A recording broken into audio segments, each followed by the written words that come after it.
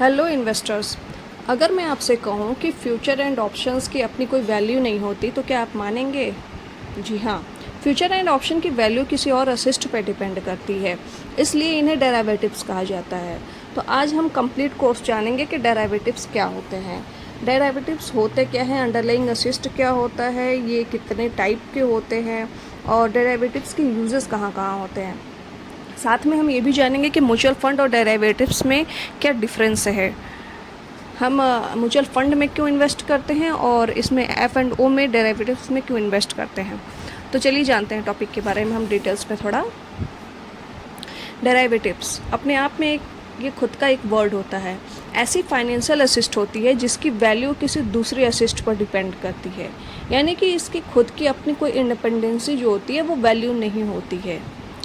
Example हम ले लेते हैं, रिलायंस का अगर हमने 1500 का कोई शेयर ले रखा है, तो अगर रिलायंस 1600 हो जाती है तो रिलायंस अपने फ्यूचर एंड ऑप्शन की वैल्यू भी आपकी बदल जाएगी, यानी कि बढ़ जाएगा। ठीक है। और अगर शेयर हमारा 1400 आ जाता है तो फ्यूचर एंड ऑप्शन की वैल्यू भी यहाँ पे गिर जाएगी। इसलिए फ्यूचर एंड ऑप्शंस को डेरिवेटिव्स कहा जाता है। आपको अच्छे से समझ में आ गया?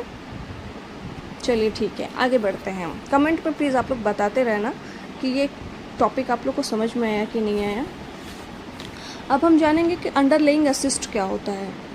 मीन्स कि जिस असिस्ट की ऊपर डेरिवेटिव्स की वैल्यू डिपेंड करती है, ये अंडरलाइंग असिस्ट हो जाते हैं। इट मीन्स कि stock, index, gold, silver, crude oil और करेंसी, ये सारी चीज़ें जो हैं डेरिवेटिव्स अंडरलाइंग के अंदर में आएंगी। स्टॉक्स में आपका रिलायंस, TCS, इन्फोसिस आएगा और इंडेक्स में आपका निफ्टी 50, बैंक निफ्टी, ये सारी चीज़ें इसमें आएंगी, इंक्लूड होती है।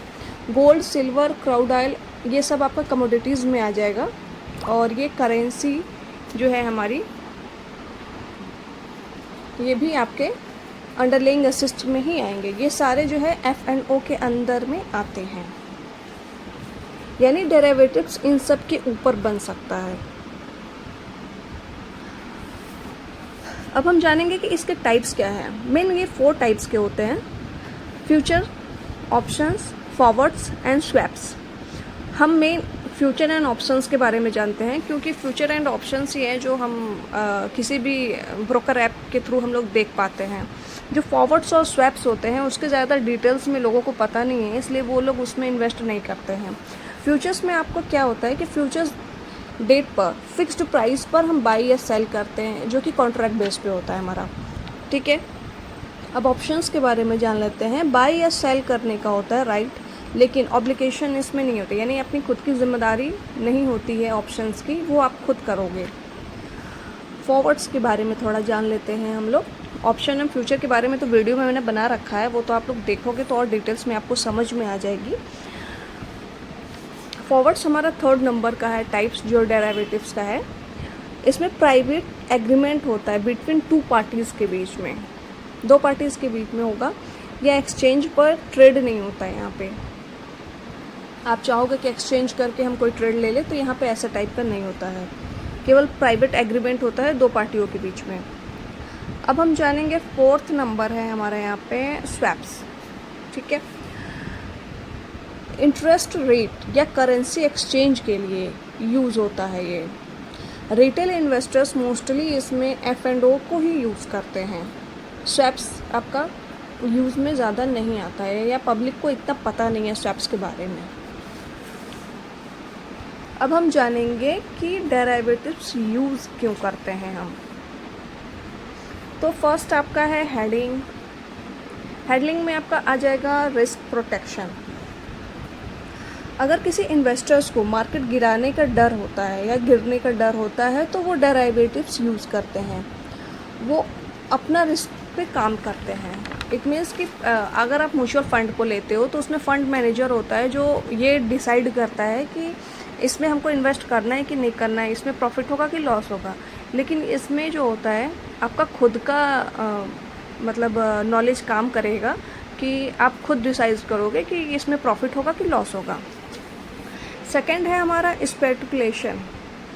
अगर आपको लगता है कि मार्केट ऊपर या नीचे जाएगा तो उस मोमेंट को हम प्रॉफिट कमाने के लिए ही डेरिवेटिव्स यूज़ करते हैं। थर्ड है हमारा आर्बिट्रेरी। इसमें क्या होता है कि एक ही असिस्ट की अलग मार्केट में प्राइस डिफरेंस का फ़ायदा होता है। इसमें फ़ायदा उठा भी सकते हो आप, क्योंकि असिस्ट एक है और मार्केट जो है आपका प्राइस डिफरेंट करता है, तो इसमें आप फ़ायदा उठाना हो सकता है।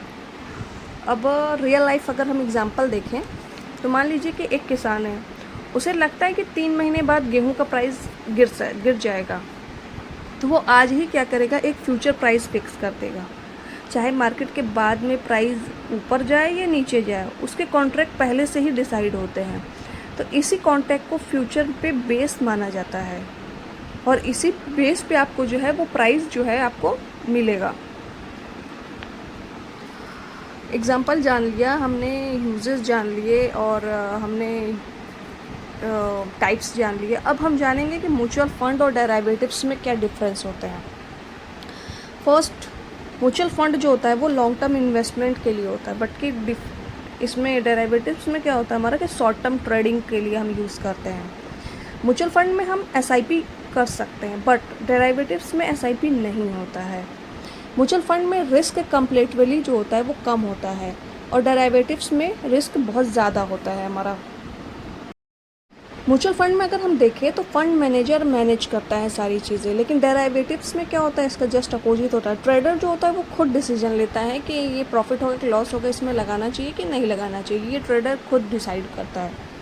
म्यूचुअल फंड में जो लास्ट हमारा होगा वो वेल्थ क्रिएशन को होगा लेकर के, वेल्थ क्रिएट हम इसमें कर सकते हैं। बट डेरिवेटिव्स में होता है कि ट्रेडिंग प्रॉफिट होता है, अगर मार्केट ऊपर गया तो आपको प्रॉफिट होगा, अगर लॉस गया तो लॉस। इट मीन्स कि वो आपका खुद का डिसीजन है और खुद का आपका लॉस और प्रॉफिट होगा। तो समझते हैं, अगर हम नोट देखें पूरा ऑल ओवर, तो अगर आप बिगनर हो तो पहले आपको म्यूचुअल फंड और कैश मार्केट को समझना होगा, बेहतर होगा। F&O में तभी आए जब आपको रिस्क और ट्रेडिंग आपको अच्छे से अंडरस्टैंड। जानेंगे हम एडवांटेज और रिस्क के बारे में। तो हमारा लो कैपेबल से बड़ा एक्सपोजर होता है, यानी लेवरेज होना चाहिए। हेडगिंग की जो फैसिलिटी होती है वो भी हमें देखना है एडवांटेज में। बुल और बेयर का जो मार्केट है दोनों में अपॉर्चुनिटीज़ कितनी है वो भी हमें देखना होगा। इन तीनों में जो है हमें एडवांटेज होगा। अब आते हैं रिस्क के बारे में। इसमें high risk leverage equals to आपका हाई लॉस का रिस्क होता है, ठीक है। बिगनर्स के लिए ये कॉम्प्लेक्स होता है और अगर हम रिस्क मैनेजमेंट के बिना ये कैपिटल जल्दी ख़त्म हो सकता है, तो रिस्क मैनेजमेंट इसमें ज़्यादा डिपेंड करता है और ज़्यादा ही मायने रखता है इसके लिए। तो आज हमने किस किस टॉपिक के बारे में सीखा, डेरिवेटिव्स किसे कहते हैं उसका एग्जांपल देखा, हमने अंडरलाइंग असिस्ट देखा और साथ में हमने उसके टाइप्स देखे और उसके यूजेस कैसे करते हैं, हमने एग्जांपल उसके साथ देखा। म्यूचुअल फंड और डेरिवेटिव्स में क्या भी डिफरेंसेस होते हैं, ये सारी चीज़ें हमने आज एक वीडियो में हमने अच्छे से समझ ली है। तो इसी तरह आगे हमारे वीडियो के साथ बने रहें और नॉलेज गेन करते रहें। Thank you.